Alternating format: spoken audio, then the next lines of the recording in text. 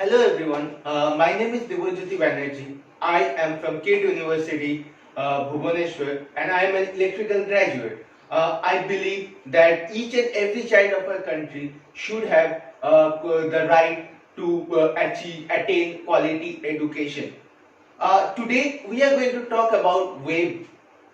Now, when we are talking about waves, let us first visualize in our real life where we have seen waves. Because since what I believe that physics is only, you can only do good in physics only through visualizations. So what is a wave and where have you seen it? Suppose you are throwing a piece of stone in a water. Have you seen the round shapes, the round waves that the water forms? That is a wave. It's always in simple harmonic motions. It follows the rule of simple harmonic motion. Have you ever done this? Have you ever taken a string and made it like this? So what it is doing? It is creating a wave. And what is the disturbance? I am giving the disturbance through my hand, which in turn is creating this wave. So after saying that this being a wave, let's draw it in the blackboard. So I have drawn it already. This is a typical wave that we see in real life. Let's come back to the definition of a wave. What is a wave? A wave is a phenomenon in which energy is transferred by vibration, oscillation of medium particles, and this happens when the wave travels through a medium. What are the characteristics of wave? There are four characteristics that a wave consists. One is frequency.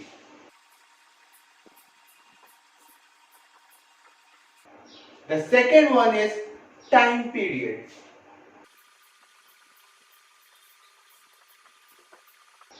The third one is amplitude.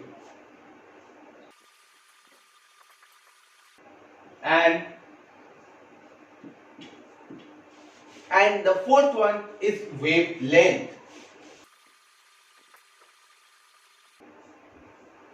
So these four are the characteristics of a wave. So let's go back to the diagram which I have drawn before. So this, as you can see, is a typical wave. So what is it? What is frequency? What is time period? What is amplitude and wavelength? So let's find out. We will be talking about the characteristics of wave in a while.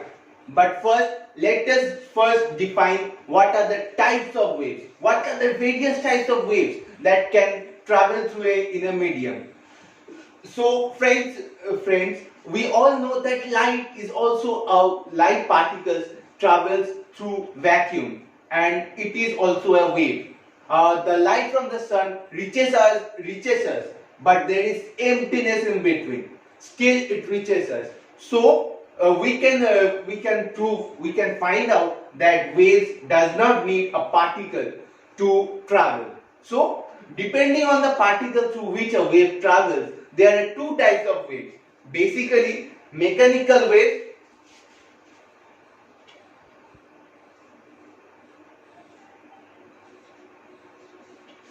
Mechanical waves are those waves which needs a particle through for its travel. And the second one is electrostatic waves.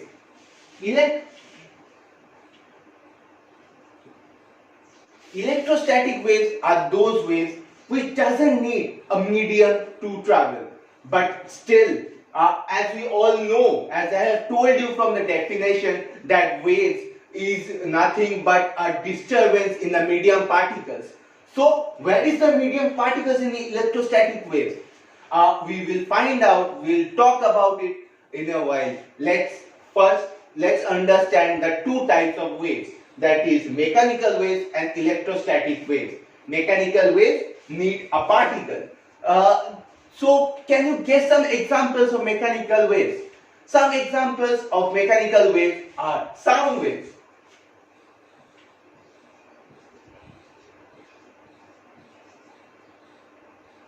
sound. Have you guys seen a spring? A spring, it oscillates in a simple harmonic motion.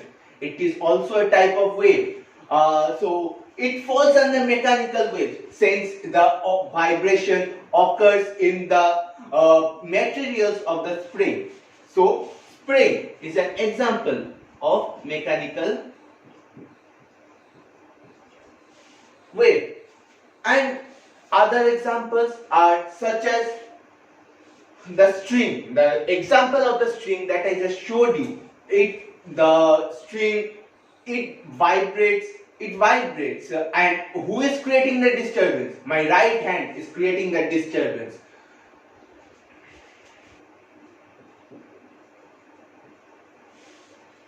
And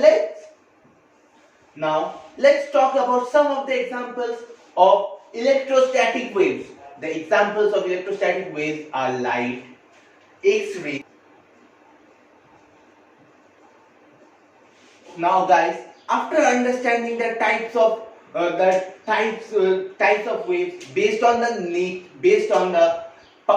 nature of the particles in which it travels, let's now understand the nature of the vibrations a wave produces. There are basically two types of vibrations that a wave produces. First one is transverse waves. A transverse wave is nothing. This is a solid example of a transverse wave. And the second one is longitudinal waves. So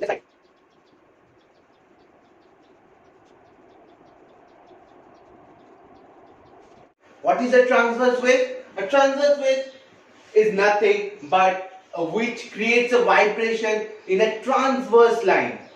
What is a transverse line? This is a transverse line. This is a solid example of a transverse wave. And what is a longitudinal wave? Suppose you are throwing a stone in a water. Have you ever seen the rounded wave, the round circular waves that the water produces, the stone produces? That is a solid example of a longitudinal wave. So how can we draw a longitudinal wave? Let's draw it.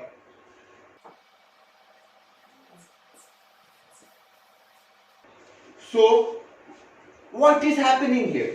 The stone particle, when thrown at the surface of the water, creates a vibration in the water particles.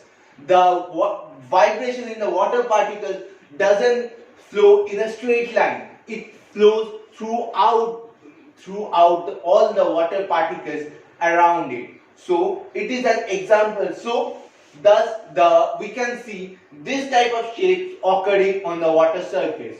This is nothing but a longitudinal wave. Now let's come back to the initial point that we have discussed. Let's talk about frequency. What is frequency?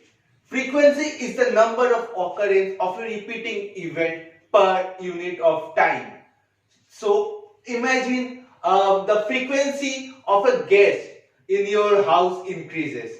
The respect that you give to the guest, it decreases gradually. So when the frequency increases, the respect decreases. Means in a certain interval of point, in a certain time interval, how much time the guest is visiting your house is the frequency of that guest. So in the similar way, the frequency of this wave since this is a complete wave, so the number of waves that passes through a certain interval of a time is its frequency. Now let's talk about time period. What is time period? Time period is a time taken for one complete cycle of vibration to pass a given point. Now let's talk about it in a easy way, in an easy approach. So what is a time period? Time period is nothing but the time taken by two consecutive crests. This is the crest. The top portion, the positive end of the wave is called the crest. So crest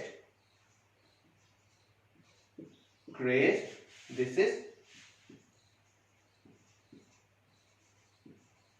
trough. The negative end of the wave is known as trough. So the time of between two consecutive crests, the time taken by the wave for two consecutive crests is known as the time period of the wave. Let's talk about amplitude. What is amplitude? The maximum amount the wave can reach in the crest or the trough is its amplitude. And what is the wavelength? Wavelength is nothing but the distance between two consecutive crests or two consecutive trough is the wavelength of the wave. Let's talk about different phases that a wave can have. There are basically three types of phase in a wave. Those are in phase,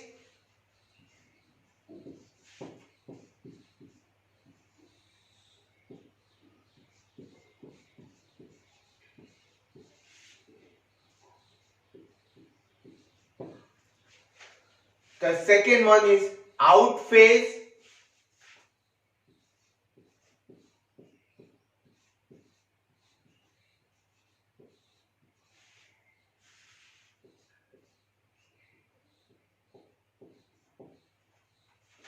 the third one is off phase.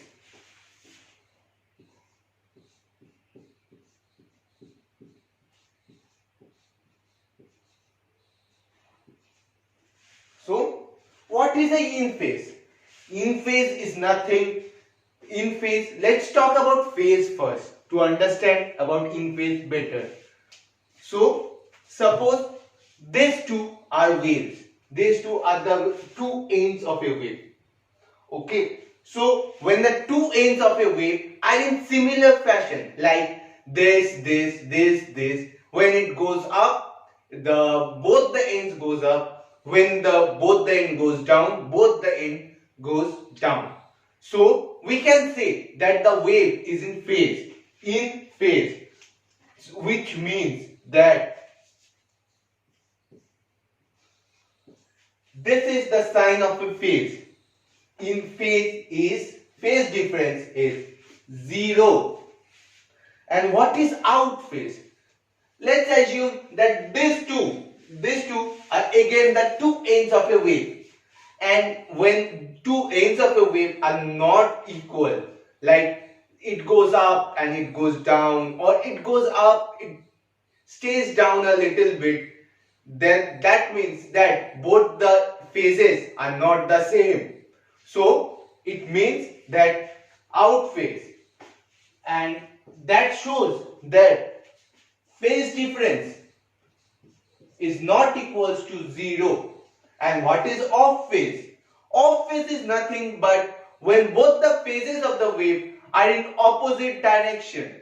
That means when it's in the top highest point, this one should be in the bottom lowest point of the wave. That means the phase difference of both the phase difference should be 180 degree. That means it travels in such a manner. This is the top point, this is the bottom point. So, like this. When it goes to the topmost point, it goes to the bottommost point. The phase difference in such a case will be equals to 180 degree.